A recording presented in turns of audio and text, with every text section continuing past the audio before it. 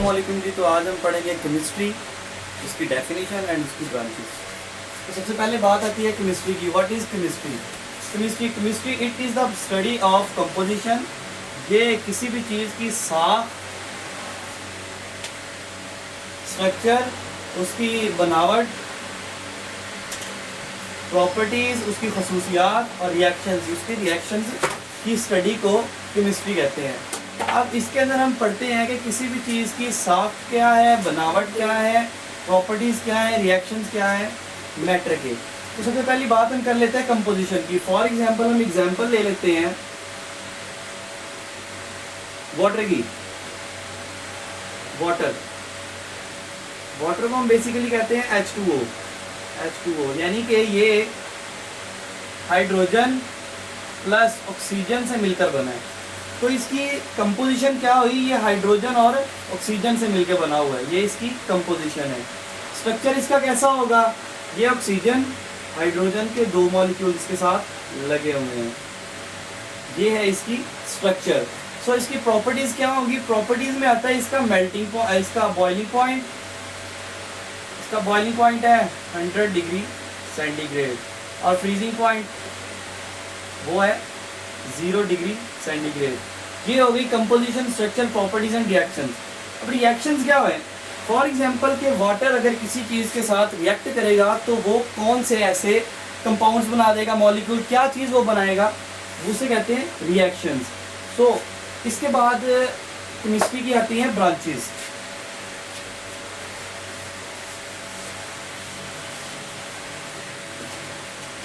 अब किसी भी चीज़ को अगर आपने सही तरीके से समझना हो तो उसके हिस्से कर देते हैं। तो इस तरह ही केमिस्ट्री को समझने के लिए इसके हिस्से किए गए हैं, यानी कि इसकी ब्रांचेस हैं। तो इसकी कितनी ब्रांचेस हैं? 8 ब्रांचेस।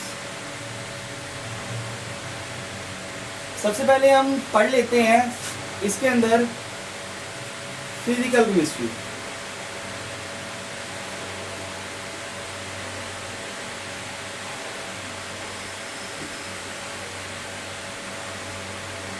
तो फिजिकल केमिस्ट्री के अंदर हम क्या पढ़ते हैं? तो basically physical chemistry it is a branch of chemistry in which we study about the relationship between composition and physical properties of matter, यानी कि किसी भी मैटर की फिजिकल प्रॉपर्टीज,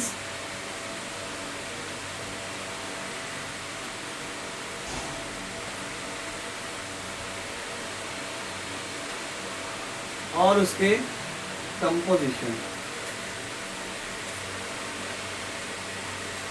इसको हम किस चीज़ के अंदर स्टडी करते हैं? इनका रिलेशनशिप को स्टडी करते हैं हम फिजिकल केमिस्ट्री के अंदर।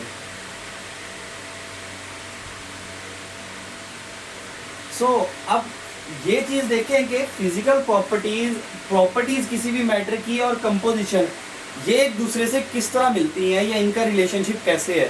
फॉर एग्जांपल हम फिर वाटर की एग्जांपल ले लेते हैं H2O। अब H2O के अंदर देखें आप, ये किस किस चीज़ से मिलकर बना है?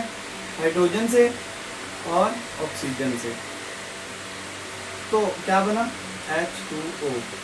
अब कोई भी चीज़ अपनी कंपोजिशन पर डिपेंड करती है। फॉर एग्जांपल वाटर है, इसका बॉइलिंग पॉइंट है या फ्रीजिंग पॉइंट है, वो इसकी कंपोजिशन पर डिपेंड करेगी कि भाई ये किस किस एटम से मिलकर बना हुआ है, कौन से मॉलिक्यूल्स इसके अंदर है। अगर इसके अंदर ऐसे मॉलिक्यूल्स हों जो बहुत ज़्यादा टाइटली एक दूसरे के साथ बॉन्डिंग में हो तो उनका बॉइलिंग पॉइंट ज़्यादा होगा। इसलिए कंपोजिशन किसी प्रॉपर्टीज़ हमेशा कंपोजिशन पर ही डिपेंड करती हैं। उसके बाद आ जाती है इसकी एप्लीकेशन, कि इनकी एप्लीकेशंस क्या हैं। तो इनकी एप्लीकेशन में सबसे पहले आता है स्ट्रक्चर ऑफ एटम।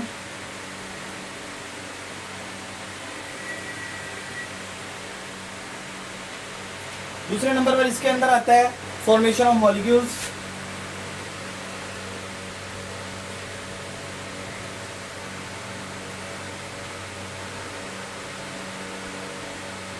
और इसके बाद आते हैं behaviour of liquid, solids and gases, यानी कि किसी भी स्टेट में मैटर हो उसकी बिहेवियर।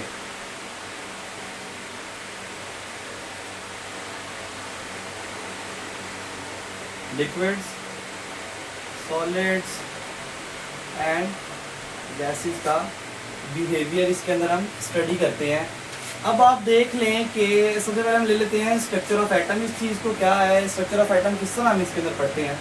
तो देखिए आप, एक एटम है, उसके अंदर न्यूक्लियस है और उसके शेल्स भी हैं कुछ। तो न्यूक्लियस के अंदर प्रोटॉन प्लस न्यूट्रॉन होते हैं और इसके अंदर जो रिवॉल्व कर रहे हैं वो हैं इलेक्ट्रॉन्स। इलेक्ट्रॉन्स पर नेगेटिव चार्ज होता है, प्रोटॉन पर पॉजिटिव चार्ज होता है, और जो न्यूट्रॉन होते हैं ये ओवरऑल न्यूट्रल होते हैं। सो वो कहते हैं कि जब वो आइसोटॉप्स के अलावा एक एटम के अंदर जनरली अगर हम बात करें तो electrons are equal to protons, यानी कि number of protons is equal to number of electron. So ये दोनों एक दूसरे से कह सकते हैं कि कैंसल आउट हो गए, तो ओवरऑल क्या चार्ज होगा एक एटम के ऊपर, न्यूट्रल। ओवरऑल एक एटम के ऊपर न्यूट्रल चार्ज होगा। ये सब कुछ हम पढ़ते रहते हैं इसकी फिजिकल केमिस्ट्री के अंदर। तो इसके बाद हमारे पास जो ब्रांच है वो हम स्टडी करते हैं।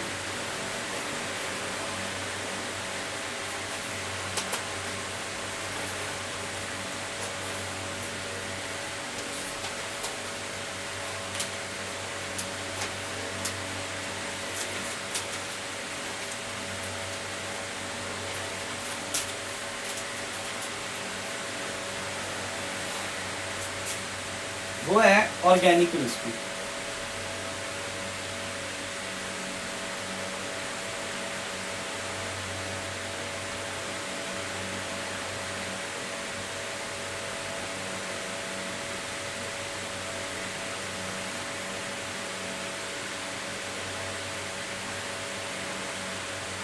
तो ऑर्गेनिक केमिस्ट्री के अंदर हम बेसिकली क्या चीज़ पढ़ते हैं, ऑर्गेनिक केमिस्ट्री के अंदर हम ऑर्गेनिक कंपाउंड्स को स्टडी करते हैं।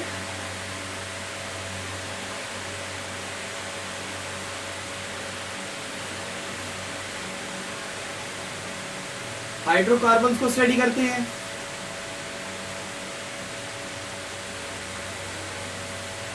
और इनके डेरिवेटिव्स को स्टडी करते हैं। अब बेसिकली हाइड्रोकार्बन्स क्या होते हैं, ऐसे कंपाउंड जिनके अंदर सिर्फ और सिर्फ हाइड्रोजन और ऑक्सीजन हो उन्हें कहते हैं हाइड्रोकार्बन। इनके अंदर हाइड्रोजन और कार्बन, जिनके अंदर सिर्फ हाइड्रोजन और कार्बन हो उनको कहते हैं हाइड्रोकार्बन। सो ऐसे कंपाउंड जिनके अंदर सिर्फ और सिर्फ हाइड्रोजन और कार्बन हो उन्हें कहते हैं हाइड्रोकार्बन। अगर कोई और कंपाउंड है जिसके अंदर हाइड्रोजन, कार्बन और एक और कोई कंपाउंड आ जाता है या एलिमेंट का आइटम आ जाता है तो वो हाइड्रोकार्बन नहीं रहेगा। अब देखें कि ऑर्गेनिक कंपाउंड्स क्या होते हैं। ऑर्गेनिक कंपाउंड्स जो होते हैं इनके अंदर कार्बन एसेंशियल होती है। कार्बन इज एसेंशियल, यानी कि इनके अंदर कार्बन का होना लाजमी होता है। फॉर एग्जांपल हम एग्जांपल ले लेते हैं इसके अंदर एसिटिक एसिड की। एसिटिक एसिड का formula CH single bond CH OH plus double bond O। ये आपके पास एसिटिक एसिड का फार्मूला। सो इसके अंदर आप देखें कि एक कार्बन है, कार्बन है, कार्बन, मतलब कि इनके अंदर ऑक्सीजन भी है। इस वजह से ये हाइड्रोकार्बन्स नहीं होंगे, क्योंकि हाइड्रोकार्बन्स वो होते हैं जिनके अंदर कार्बन और हाइड्रोजन हो बस। इसके अंदर ऑक्सीजन भी है तो ये हाइड्रोकार्बन नहीं होगा, बट ये क्या होगा, ऑर्गेनिक कंपाउंड, क्योंकि इनके अंदर कार्बन होना लाजमी है। एक कार्बन का एटम या मॉलिक्यूल होना लाजमी है। उसके बाद हम पढ़ लेते हैं डेरिवेटिव।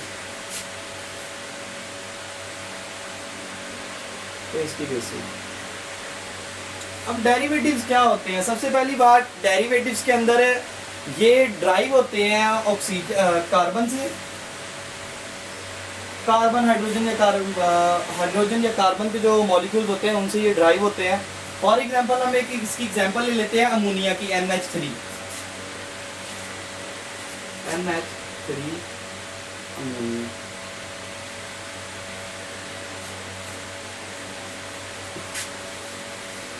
अब देखें अमोनिया एक नाइट्रोजन का मॉलिक्यूल है, इलेक्ट्रॉन्स पड़े हैं इसके अंदर, दो यहाँ, एक यहाँ पे लोन पेयर पड़ा है, और ये जो सारे हैं ये हाइड्रोजन के साथ मिले हुए हैं, बॉन्डिंग में। अब क्या होगा, आप एक और ले लें कंपाउंड मिथाइल, CH3, ये आ गया आपके पास मिथाइल। अब क्या होगा, जो मिथाइल है ये अपने आप को हाइड्रोजन के किसी हाइड्रोजन और इनके नाइट्रोजन के बॉन्ड के साथ शिफ्टिंग कर लेगा, तो ये बना देगा ऐसे।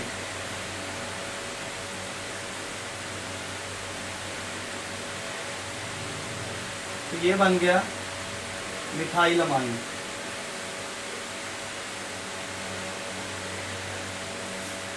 तो ये होते हैं डेरिवेटिव्स। अब अगर आप इसके बाद होती है इनऑर्गेनिक केमिस्ट्री, लेकिन उससे पहले हम इसके पढ़ लेते हैं कि ये किस किस जगह पर यूज़ होती है, इसकी एप्लीकेशंस क्या हैं। तो इसकी एप्लीकेशन हैं जी पेट्रोलियम के अंदर, पेट्रोकेमिकल्स के अंदर, और इस तरह की जो फार्मा की इंडस्ट्रीज़ हैं उनके अंदर हम ऑर्गेनिक केमिस्ट्री को यूज़ करते हैं। ये इसकी एप्लीकेशन है। अब हम पढ़ लेते हैं inorganic.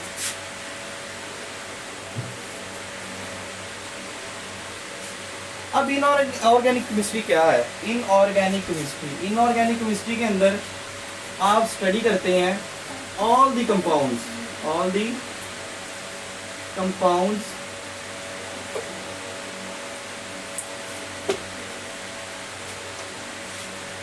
Accept carbon and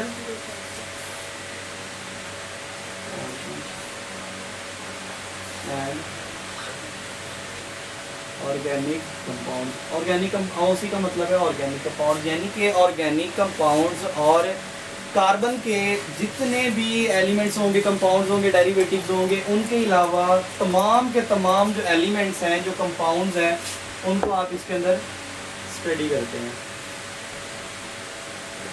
so इसकी एग्जांपल ले लें, जिस तरह NaCl, Na से क्या बना, सोडियम के साथ क्लोराइड लग गया, तो ये सोडियम का एक कंपाउंड है, तो इसको हम इनऑर्गेनिक केमिस्ट्री के अंदर स्टडी करते हैं। उसके बाद आती है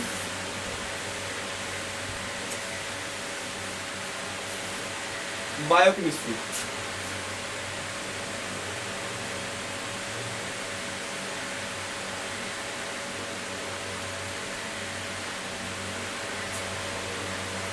अब जैसा कि आपको नाम से ही पता चल रहा है, बायो मीन लाइफ, तो इसके अंदर क्या होगी, स्टडी ऑफ लाइफ, मीन्स के study of living organisms.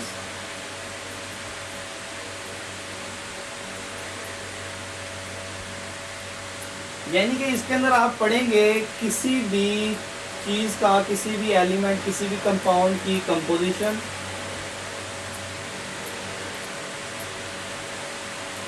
Structure,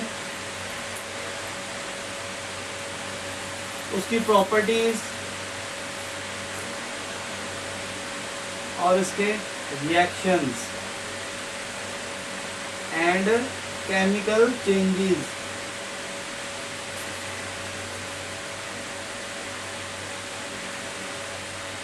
but किस चीज के अंदर? लिविंग ऑर्गेनिज्म के अंदर।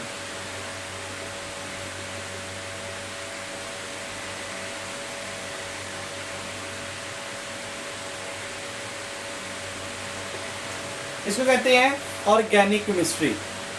फॉर एग्जाम्पल ग्लूकोज है,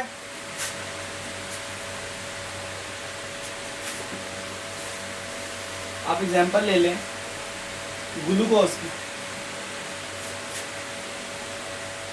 C6H12O6। अब इसके अंदर कंपोजिशन, स्ट्रक्चर, हर चीज इसके अंदर हम पढ़ेंगे, लेकिन वो लिविंग ऑर्गेनिजम्स के अंदर। फॉर एग्जांपल इसके अंदर कितने कार्बन के एटम्स हैं? 6, हाइड्रोजन के अंदर 12, ऑक्सीजन के कितने हैं? 6। और ये हमारे जिस्म के अंदर जाकर करेगा क्या? ये क्या करेगा? ये अंदर हमारे जिस्म में जाएगा और ATP जनरेट करेगा। जनरेट एटीपी प्लस वेस्ट भी बनाएगा। एटीपी का क्या मतलब है? वो एनर्जी जो आप काम करने के लिए यूज होती है आपको एनर्जी। सो ये थी ऑर्गेनिक केमिस्ट्री। इसके अलावा इसके बाद जो ब्रांच है उसका नाम है इंडस्ट्रियल केमिस्ट्री।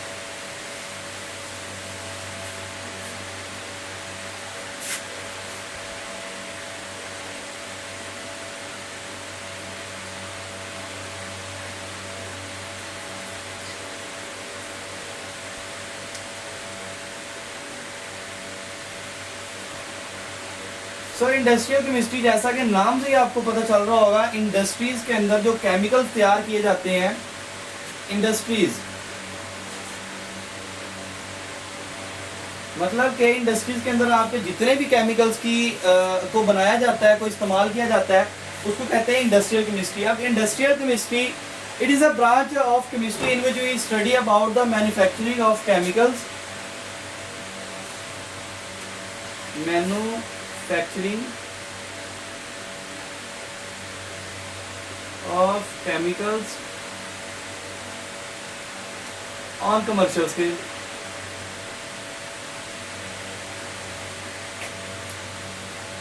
आप इसके अंदर केमिकल्स की मैन्युफैक्चरिंग पढ़ते हैं, बट कौन से स्केल पे? कमर्शियल स्केल के ऊपर। अब इसकी ज़रूरत क्यों पेश आई, क्यों हम इसको इतना ज़्यादा यूज़ करते हैं और इसकी ज़रूरत क्यों पेश आती है? फॉर एग्जांपल हम इसके अंदर हम पढ़ते हैं, आपके पास अमोनिया NH3, फॉर एग्जांपल आपके पास है अमोनिया, हम इसके अंदर अमोनिया को पढ़ते हैं, क्लोरीन को पढ़ते हैं, ऑक्सीजन, ETC, इन सबको हम इसके अंदर पढ़ते हैं। अब अमोनिया इंडस्ट्रियल केमिस्ट्री के अंदर कैसे है? अब अमोनिया को प्रिपेयर किया जाता है एज अ फर्टिलाइजर।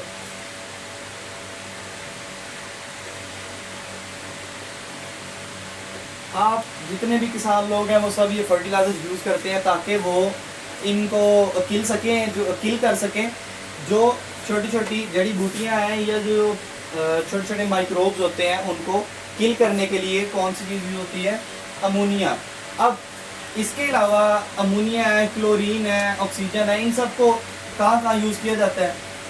ये एज अ सोप बनाने में इंडस्ट्रियल केमिस्ट्री है, डिटर्जेंट्स। अब माइक्रोब्स को किल करने के लिए ये चीज़ यूज़ होती है, सोप बनाने के लिए ये चीज़ यूज़ होती है। अब इसके कुछ नुकसान भी हैं, जैसा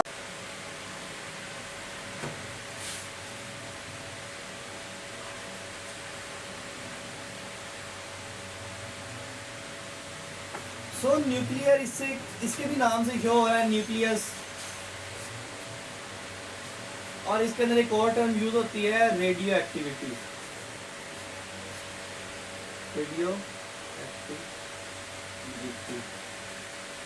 अब आपके नेचर के अंदर कुछ ऐसे कंपाउंड्स होते हैं, कुछ ऐसे एटम्स, कुछ मॉलिक्यूल्स होते हैं जो हाईली अनस्टेबल होते हैं, बहुत ही ज़्यादा अनस्टेबल होते हैं, और वो अपने आप को स्टेबल करने के लिए रेडिएशन इमिट करते हैं। They are highly unstable. अब अपने आप को स्टेबल रखने के लिए क्या करते हैं? कंटिन्यूअस, लगातार रेडिएशन इमिट करते हैं।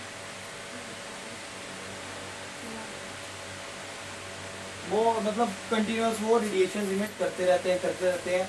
अब इसके कुछ नुकसान भी हैं, लेकिन इसके फ़ायदे भी हैं। अब इसके फ़ायदे क्या हैं? सबसे पहला फ़ायदा इसका है मेडिकल फील्ड के अंदर।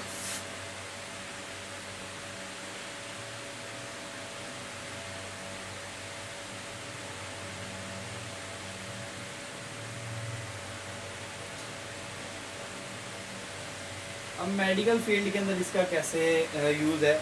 For example cancer. What is cancer? Cancer है अनकंट्रोल्ड और अबनॉर्मल डिवीजन ऑफ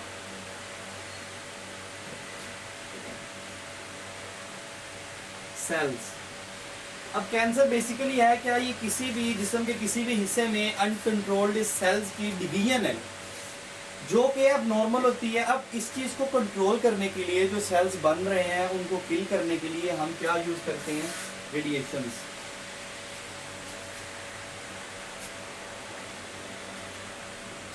ठीक है। उसके बाद ट्यूमर, जो आपको ट्यूमर हो जाता है उसका क्योर भी किसके साथ किया जाता है, इसके साथ ही न्यूक्लियर केमिस्ट्री उसके अंदर यूज होती है। सो इसके बाद आती है इन्वायरमेंटल केमिस्ट्री।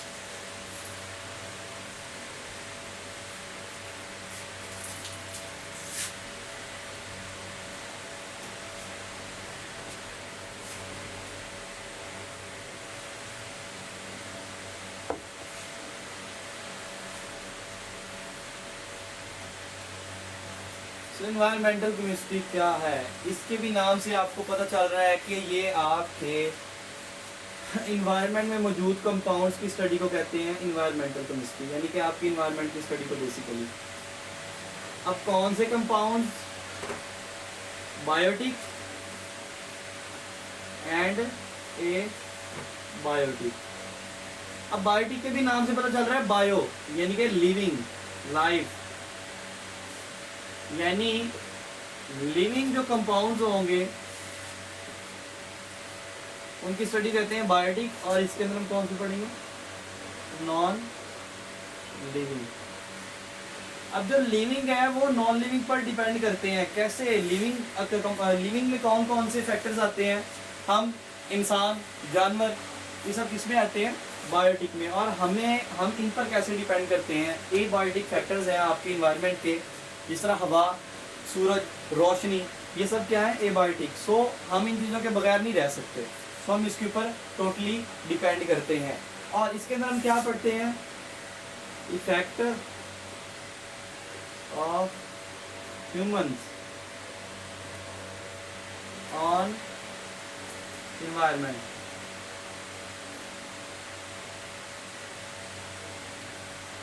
ठीक है, कि ह्यूमंस का एनवायरनमेंट पर क्या असर है। इसके अंदर हम पढ़ते हैं वही वाटर पोल्यूशन,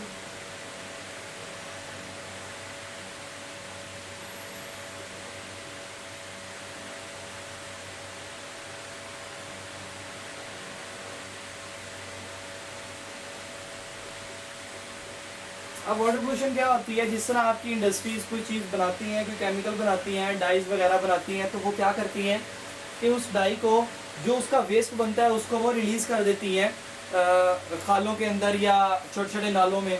तो वो नाले जाकर गिरते कहाँ पर हैं, दरियाओं में, समुद्रों में।